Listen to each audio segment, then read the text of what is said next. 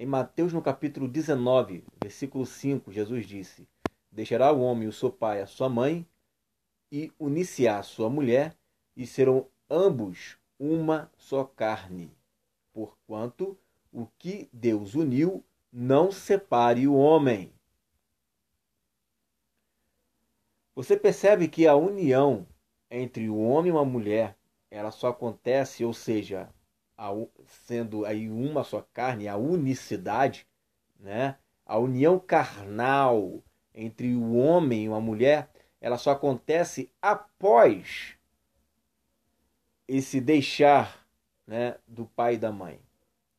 Quando o homem deixa o pai e a mãe, e aí a gente entende, claro, né, que já estão se unidos num casamento, não é aí uma união estável, é num casamento, uma coisa declarada, né, uma coisa vista, ok?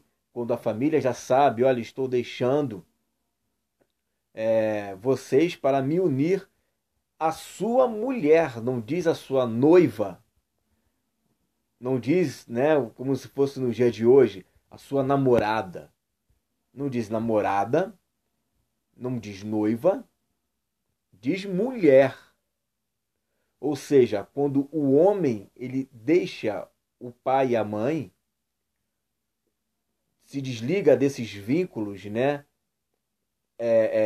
familiares e forma uma outra família, e aí no caso oficialmente é a sua esposa, a sua mulher, então eles estão aptos a se tornarem uma só carne por intermédio da relação sexual. E é por isso que Jesus fala: o que Deus uniu, o homem não separa.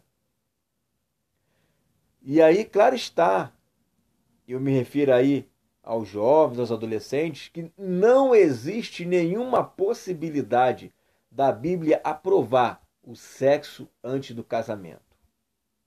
Se você for ler lá em 1 Coríntios capítulo 7, versículo 1, versículo 8, versículo 9, versículo 38, todas as vezes que o Paulo ele se refere aos jovens ali, né, ou aos viúvos, aos solteiros, ele se refere à virgem. E se a pessoa não tiver conseguido se conter, que ela então se case. Aos virgens, ele dá esse conselho que permaneça como eu. Mas se vocês não conseguirem se conter, então se case. Ele não fala, se você não está conseguindo se conter, por que você não está conseguindo se conter se você já pode ter relação sexual antes do casamento? A união entre duas pessoas torna ela uma só carne. E aí, se você for ler lá em 1 Coríntios, no capítulo 6, que é da onde surge esse assunto, ele fala das impurezas do corpo, que nós somos o templo do Espírito Santo. E aquele que se une a uma prostituta ou uma meretriz, e ali a palavra no grego, ele é pornê, se não me falha a memória. Quando ele fala da meretriz, quando ele fala da prostituta, não necessariamente significa ali uma pessoa que vende seu corpo a fim de dinheiro. Está falando de pessoas também que entregam o seu corpo por causa de luxúria, por causa do pecado da luxúria. Então, uma pessoa que se une, tanto faz ser homem ou mulher, uma pessoa que se une a uma outra pessoa por causa da luxúria, ela está, em termos bíblicos, tornando seu corpo impuro. E como Paulo fala, nós somos o templo do Espírito Santo. E aquele que peca contra o seu corpo, peca contra o próprio templo do Espírito Santo. E é por causa desse assunto da impureza que ele fala lá em 1 Coríntios capítulo 6, é que no capítulo 7 ele entra no assunto do casamento. Para você não cometer pecados de impureza, então é melhor você se casar. Aí ele vai falar, vai dar os diversos conselhos em 1 Coríntios capítulo 7. E você sabe muito bem que os impuros não herdarão o reino de Deus. Então, irmãos, desde o Gênesis, a bênção do sexo ela só está aberta quando há o casamento.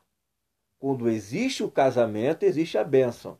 Aonde não tem casamento e tem um sexo, aí já é impureza, já é pecado de porneia, pecados de sexos ilícitos, que aonde você peca no corpo e ainda faz o outro pecar. Olha isso aí, né? Então, irmãos, vamos procurar fazer o que está lá em Filipenses capítulo 4, versículo 8. Tudo que é puro, tudo que é justo, tudo que é amável, tudo que é de boa fama, se alguma virtude existe, se algo bom nisso existe, nisto pensai, ocupe o vosso pensamento. Então, enquanto a gente não casa, vamos procurar ocupar o nosso pensamento com coisas puras, coisas que são do alto. Paulo fala lá em Colossenses capítulo 3, versículo 2, se não me engano, pensar nas coisas que são de cima e não nas que são da terra.